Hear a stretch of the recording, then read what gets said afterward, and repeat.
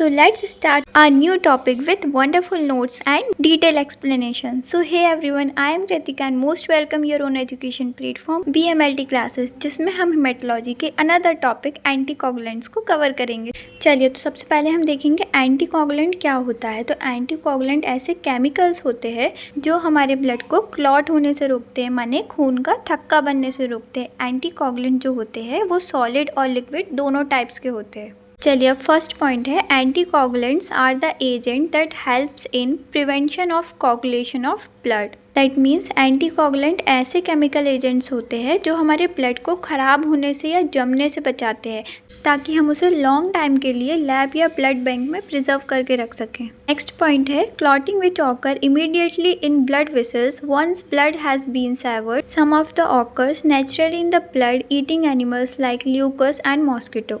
That means जब हमारी blood vessels या बॉडी का कोई पार्ट कट जाता है या इंजरी हो जाती है और ब्लीडिंग होने पर हमारी बॉडी के क्लॉटिंग फैक्टर्स तुरंत ही एक्टिवेट हो जाते हैं और ब्लड को क्लॉट कर देते हैं, माने खून का थक्का बना देते हैं।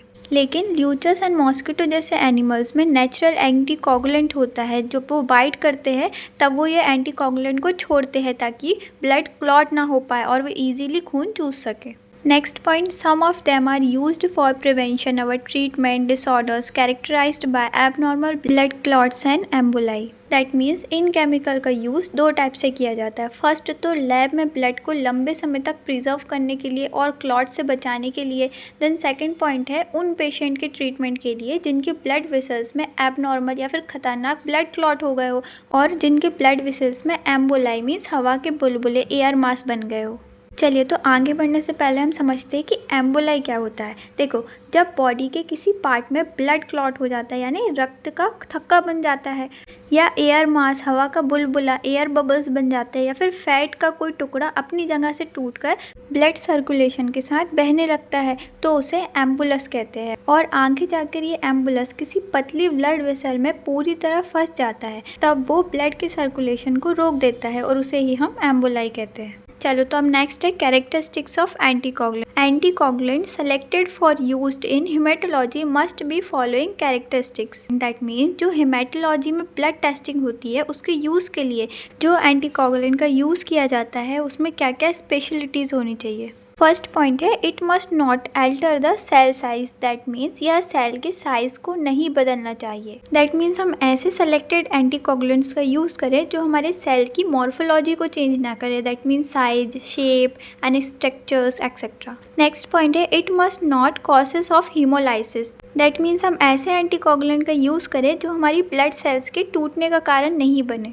देखिए, हीमो मतलब होता है ब्लड एंड लाइसिस मीन्स होता है टूटना। हीमोलाइसिस मीन्स ब्लड का टूटना। चलिए अब थर्ड पॉइंट है, it must minimalise platelet aggregation. That means इसका काम प्लेटलेट के चिपकने या जुड़ने को कम करना चाहिए। दैट मीन्स एंटीकोगुलेंट का काम ब्लड को क्लॉट होने से रोकने का होता है, इसीलिए ये प्लेटलेट को आपस में चिपकने नहीं देती है। एग्रीगेशन मीन्स होता है चिपकना। फोर्थ पॉइंट है, it must be readily soluble in water. इसे पानी में आसानी से सॉल्युबल मीन्स घुलनशील होना चाहिए, क्योंकि यदि एंटीकोगुलेंट सॉल्युबल नहीं होगा तो वो ब्लड में भी नहीं घुल पाएगा। अब ये ब्लड में कैसे घुलेगा? क्योंकि ब्लड के अंदर प्लाज्मा प्रेजेंट होता है जिसमें 90 to 92% वाटर प्रेजेंट होता है, जिसमें कि ये ईजिली घुल जाएगा। चलिए अब आ जाते हैं क्लासिफिकेशन पे। तो देखिए, जो ब्लड को क्लॉट करने वाले एजेंट्स हैं उनको दो पार्ट में डिवाइड किया गया है। एक है कैल्शियम चिलेट्स या चिलेटर्स और एक है नॉन कैल्शियम चिलेटर्स। चलिए तो अब कैल्शियम चिलेट्स क्या होता है?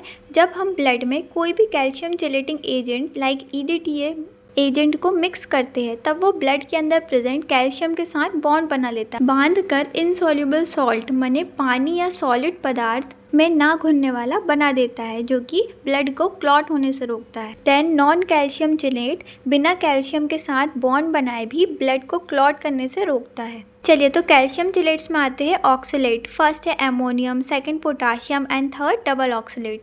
चलिए देन आता है EDTA ethylene diamine tetra acetic acid trisodium citrate. Then non calcium chelates में आता है हेपेरिन वारफोरिन। तो जो EDTA होता है उसको बेसिकली ब्लड सेल्स के टेस्ट के लिए यूज़ किया जाता है, और जो हेपेरिन होता है वो बॉडी में भी प्रेजेंट होता है और उसको एज अ एंटीकोगुलेंट बाहर भी यूज़ किया जाता है, क्योंकि हेपेरिन एक नेचुरल एंटीकोगुलेंट है जो हमारी बॉडी खुद प्रोड्यूस करती है। एंड वारफोरिन को एज अ मेडिसिन ब्लड को पतला करने के लिए भी यूज़ किया जाता है। चलिए तो हम नेक्स्ट है mode of action, that means coagulation, clotting होने को कैसे रुकवाते हैं। चलिए तो कोगुलेशन मैकेनिज्म है the thromboplastin released by damage tissue और platelets converts inactive prothrombin into active thrombin in the presence of calcium ions. That mean जब हमारी ब्लड वेसल्स रैप्चर हो जाती है, फट जाती है, तब डैमेज टिश्यू से थ्रोम्बोप्लास्टिन निकलता है जो कि कैल्शियम आयन और क्लॉटिंग फैक्टर की प्रेजेंस में इनएक्टिव प्रोथ्रोम्बिन को एक्टिव थ्रोम्बिन में कन्वर्ट कर देता है। और जो हमने अभी पढ़ा था हेपेरिन, जो कि एक नेचुरल एंटीकोगुलेंट होता है, वो थ्रोम्बिन को ही बहने से रोक देता है जिससे कि ब्लड क्लॉट नहीं होता है। देखो जैसे ही हमें चोट लगती है वैसे ही हमारे सेल्स और टिश्यूज डैमेज हो जाते हैं, तो हमारी बॉडी तुरंत ही थ्रोम्बोप्लास्टिन जो कि एक प्रोटीन होता है उसे रिलीज कर देती है। चलिए फर्स्ट नोट में देखेंगे, thrombin converts soluble fibrin into insoluble fibrin which in the presence of calcium ions, that means calcium ion की प्रेजेंस में soluble fibrin को insoluble fibrin में बदल देता है। देखो अब ये एक्टिव कैसे होता है, हमारे ब्लड में पहले से ही प्रोथ्रोम्बिन नाम का प्रोटीन सोया हुआ होता है जिसे थ्रोम्बोप्लास्टिन और कैल्शियम आयन मिलकर एक्टिव कर देते हैं जिससे कि वो थ्रोम्बिन में कन्वर्ट हो जाता है। चलिए अब नेक्स्ट है, since calcium ions are not available in blood is prevented from clotting, that means blood को क्लॉट होने के लिए कैल्शियम ज़रूरी होता है और यदि बॉडी में कैल्शियम आयंस प्रेजेंट नहीं होंगे तो ब्लड भी क्लॉट नहीं होगा और ब्लीडिंग भी बंद नहीं होगी। चलो तो अब लास्ट नोट में है, heparin however act as a natural anticoagulant and preventing formation of thrombin and blood clotting. Heparin जो कि एक नेचुरल एंटीकोगुलेंट की तरह वर्क करता है, माने ब्लड को क्लॉट होने से रोकता है, ये थ्रोम्बिन को बनने से भी रोकता है जिससे कि ब्लड क्लॉटिंग नहीं होती है क्योंकि थ्रोम्बिन एक क्लॉटिंग फैक्टर है। सो आई होप आपको समझ में आ रहा होगा, बट जैसे जैसे हमारा सिलेबस आगे बढ़ रहा है चीज़ें थोड़ी सी कॉम्प्लिकेटेड होती जा रही है, बट आई बिलीव कि यदि आप चीज़ों को समझ लेंगे, टॉपिक को समझ लेंगे, तो ये आपके लिए भी उतना ही ईजी होगा जितना मेरे लिए है। सो आज के लिए इतना ही, मिलते हैं नेक्स्ट वीडियो में। Thank you so much for watching.